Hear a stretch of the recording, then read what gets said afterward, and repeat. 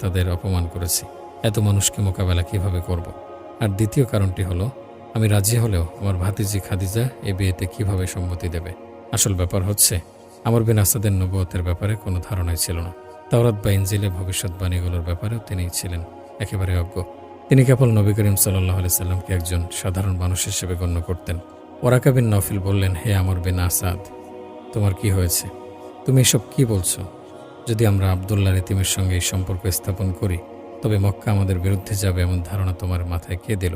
তুমি কি জানো না, মক্কায় এমন একজন ব্যক্তিও নেই যে আবদুল্লাহর সেই ইতিমকে সম্মান করে না অথবা তার মর্যাদা সম্পর্কে জানে না। সমগ্র মক্কা তাকে আস-সাদিক ও আল আমিন বলে ডাকে। আর খাদিজার ব্যাপারে বলি, এর আগে প্রতিটি প্রস্তাব খাদিজার নিকট পৌঁছানো হয়েছিল, কিন্তু তিনি তা প্রত্যাখ্যান করেছিলেন। কিন্তু এইবার তুমি এই প্রস্তাব তার নিকটে কেন পৌঁছাওনি? কিভাবে তুমি নিজের ইচ্ছায় সিদ্ধান্ত নিলে? আমর বিন আসাদ ভীত হয়ে পড়লেন। তিনি বললেন, তাহলে কি তুমি